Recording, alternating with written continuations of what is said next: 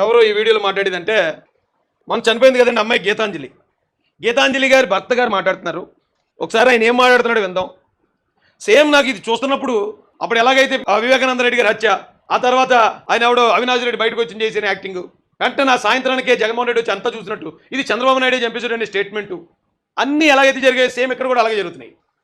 అమ్మాయి ఎలా చనిపోయిందో తెలియకముందే, postmortem report రాకముందే డైరెక్ట్గా పిల్ల సజ్జలోడు వచ్చి ఇది చంద్రబాబు నాయుడు చంపేశాడని చెప్తున్నాడు. మొత్తం అన్ని మీడియాలు దాన్ని క్రియేట్ చేసేసే ప్రయత్నం. అప్పుడు ఏం జరిగింది అదే సేమ్. ఇప్పుడు వాళ్ళ భర్తను కూడా తెర ముందుకు తీసుకొచ్చారండి. గతంలో కూడా తెలుగుదేశం పార్టీ అంటే చంద్రబాబు నాయుడు గారు చేసిన ఒక చిన్న పొరపాటు ఏంటంటే, ఆ రోజే తెలుసు చంద్రబాబు నాయుడు గారికి చంపింది వాళ్ళని. వివేకానంద రెడ్డి గారి కుటుంబం అంటే అవినాష్ రెడ్డి, జగన్మోహన్ రెడ్డి, ఈ సోన్సో రెడ్లు బ్యాచ్ ఏదైతే ఉందో ఆ వైఎస్ రెడ్లు, అందరు రెడ్లు కాదండి, ఆ వైఎస్ రెడ్లే చంపారని అప్పుడే తెలుసు చంద్రబాబు నాయుడు గారికి. ఎందుకంటే అప్పుడున్న ఇంటెలిజెన్స్ చీఫ్ మొత్తం ఇచ్చాడు రిపోర్టు. కానీ ఆ మాట అంటానికి ఆయన ఆలోచించడండి. ఓ మనిషిని పోగొట్టుకున్నారు, ఏడుపులో ఉన్నారు. ఈ టైంలో ఇది కూడా చెప్తే అరే వాళ్ళు ఎలా చంపుకుంటారని ప్రజలు బాధపడతారు, అలాగే పోనీ బాధలు ఉన్నారు కదా, ఏడుతున్నారు కదా, ఈ టైంలో ఎందుకులే అనుకున్నాడు. అనుకుని ఆయన అప్పుడు మాట్లాడలేదు. అలాగే ఇప్పుడు కూడా అదే జరుగుతుంది మళ్ళీ సేమ్. ఇప్పుడు వాళ్ళ భర్త వచ్చి స్టేట్మెంట్ ఇచ్చేస్తున్నాడు. స్టేట్మెంట్లు ఇచ్చేస్తున్నప్పుడు అరే భార్యను పోగొట్టుకున్న భర్త ఉన్నాడు, వాళ్ళు ఇప్పుడు దుఃఖంలో ఉన్నారు కాబట్టి మనకి ఏదైనా వాస్తవం తెలిసినా ఇప్పుడు ఏం మాట్లాడకుండా ఉందాం అంటే 2019లో మళ్ళీ ఎలాంటి డ్యామేజ్ జరిగింది, మళ్ళీ అదే జరిగే ప్రమాదం ఉంది. కాబట్టి నిజం ఉందనుకోండి చెప్పేటమే. ఆడు ఎడుతూ ఉన్నాడా, నవ్వుతూ ఉన్నాడా, లేకపోతే ఇంకోటి చేస్తాడు, అదంతా అనవసరం. కోర్టులో వస్తాడు, ముద్దే వస్తాడు. ఆడు తప్పు చేసాడు అనుకోండి, ఆడు ముసలోడా, ముతకోడా, ఆడ మనిషా, మగోడా, లేకపోతే ఏడుతున్నాడా, నవ్వుతాడు, ఏం చూడరు, ఊరి శిక్ష అంటారు అంతే జడ్జి గారు. తీసుకెళ్ళి ఊరేసేస్తారు. కాబట్టి తప్పు చేసినోడు పట్ల మనం చేయాల్సిన పని, మన ధర్మం మనం నిర్వర్తించాల్సిందే. ఇప్పుడు రాజమాధవన్ కూడా నిర్వర్తించబోతున్నాడు. అందరూ రెడీగా ఉండండి. వాళ్ళ భర్త గారు మాట్లాడుతున్నారు, ఒకసారి ఇందామండి. సంతోషం, హ్యాపీగా చెప్పింది. అందులో 30 మంది వెళ్తే నన్ను ఒకదాన్ని స్టేజ్ మీదకి ఎక్కించారు. నాకు చాలా హ్యాపీగా ఉంది, శివన్న గారు ఇచ్చారు అని చెప్పి చక్కగా అన్ని హ్యాపీనెస్ చెప్పింది. వాళ్ళ ఫ్రెండ్ తో తీసిన వీడియో చూపించింది, మాట్లాడింది, ఇంటర్వ్యూ చూపించింది, బాగుందన్నాను. అది అన్నాను. తర్వాత మరుసటి రోజు నుంచి వీడియో పోస్ట్ అయిన, సోషల్ మీడియాలో పోస్ట్ అయిన తర్వాత దగ్గర నుంచి బ్యాడ్ కామెంట్స్ అనేవి వచ్చినాయి. అవి మేమంతా బ్యాడ్ కామెంట్స్ వల్ల తను మానసికంగా బాగా ఇదైపోయింది. బ్యాడ్ కామెంట్స్ వచ్చాయని చెప్తున్నాడు ఈయన. కానీ నిజంగా బ్యాడ్ కామెంట్స్ వస్తే ఆ భర్తకు ఒకసారి చెప్పదండి. బ్యాడ్ కామెంట్స్ వస్తే బాగా ఇదైపోయింది. ఆ మాటలు కూడా ఆయన తడబడిపోతున్నాడు. ఎందుకంటే వెనకాల ఉన్న పిల్ల సజ్జలోడు చెప్పమన్నాడు ఇవన్నీ. పాపం ఆయన చెప్పలేక చాలా ఇబ్బంది పడుతున్నాడు. అవి అన్ని చూడు, చెప్పు పర్లేదు.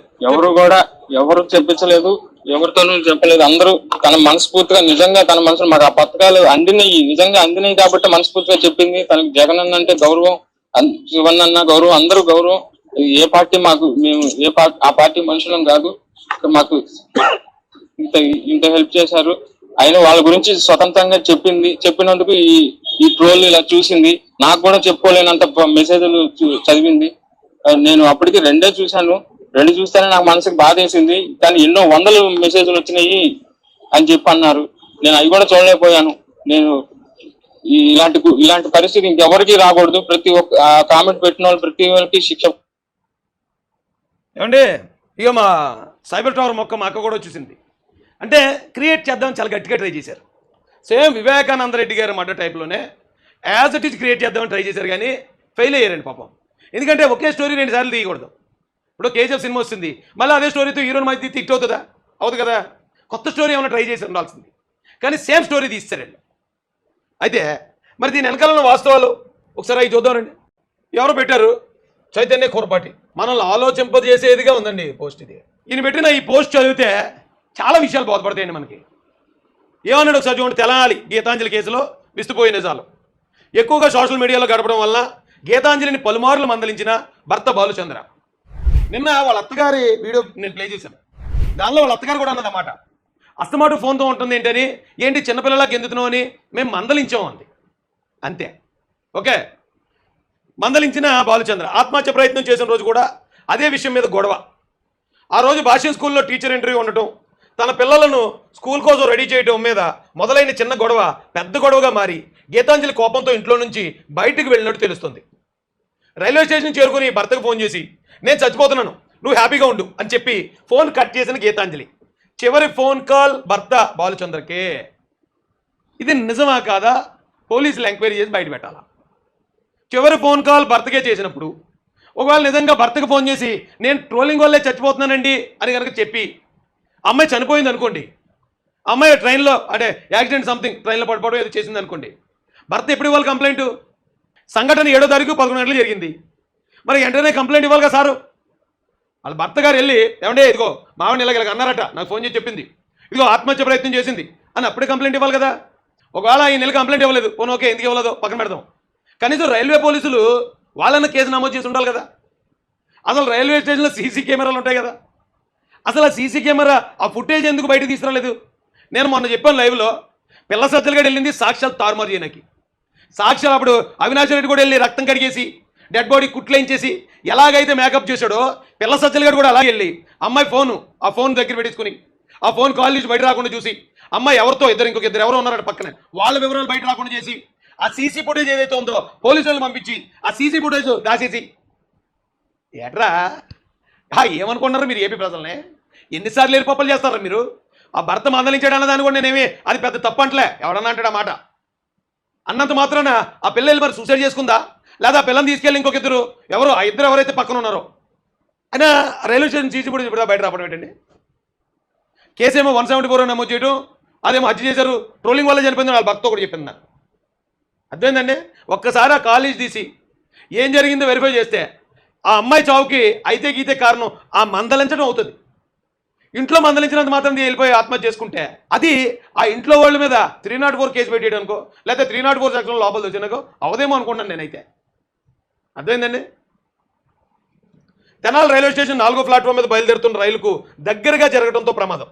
ప్లాట్ఫామ్ మీద పడిపోవడం చూసి ప్రయాణికులు చైన్ లాగడంతో వెంటనే ప్లాట్ఫామ్ మీదనే ఆగిన రైలు. అమ్మాయి ఒకవేళ నిజంగా సూసైడ్ చేసేసుకోవాలి, నేను ట్రోలింగ్ వల్ల ఎలాగ అయిపోయాను అనుకున్న వాళ్ళు అయితే ట్రైన్ ఇలా గుద్దుకొని వెళ్ళి ఏం చేస్తారు? పట్టాల మీద పడుకుంటారు, వెళ్ళి పట్టాల మీద నిలబడిపోతారు, పట్టాల మీద పడుకుంటే ముక్కలు అయిపోతారు.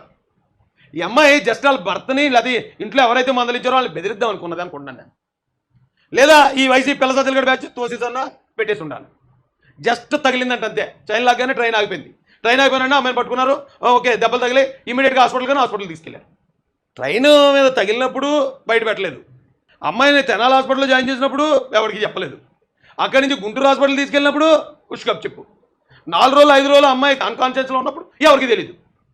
అమ్మాయి చనిపోయాక అప్పుడు ట్రోలింగ్ అంట, అప్పుడు పిల్ల సజ్జలు గడి వచ్చేస్తాడట, అప్పుడు విడుదల రజని వచ్చేస్తాడట, అప్పుడు వీళ్ళందరూ మొత్తం అందరూ వచ్చేసి నోరు వేసుకుని బేర్ నచ్చేస్తుంటే మేమందరం నమ్మేలా.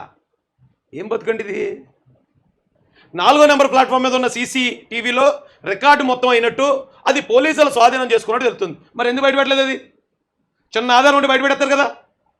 ఇప్పుడు దాకా ఆ సీసీ ఫుటేజ్ ఎందుకు బయట తీసుకురాలేదు జగన్మోహన్ రెడ్డి? అసలు ఆర్పీఎఫ్ఓలు ఎందుకు కేసు పెట్టలేదు? అసలు ఆ రోజు సంఘటన జరిగిన వెంటనే ఎవరైతే భర్త లేకపోతే అత్తగారు ఉన్నారో వీళ్ళు ఎందుకు పోలీస్ స్టేషన్లో ఫిర్యాదు చేయలేదు? అమ్మాయి సూసైడ్ అని ఇప్పుడు చెప్తున్నారు కదా, సూసైడ్ అంటే కేసే కదా. ఒకవేళ యాక్సిడెంట్ అనుకో, యాక్సిడెంట్ అయిందండి సరే, మళ్ళీ కేసులు పోస్ట్ మార్టం ఎందుకని తీసిపోయామండి అంటే అర్థం ఉంది. మీరే అన్నారు కదా ట్రోలింగ్ వల్లే అమ్మాయి మనస్తాపం చెంది సూసైడ్ చేసుకుందని, మరి అప్పుడు ఎందుకు పెట్టలే కేసు? సింపుల్ లాజిక్ ఇది.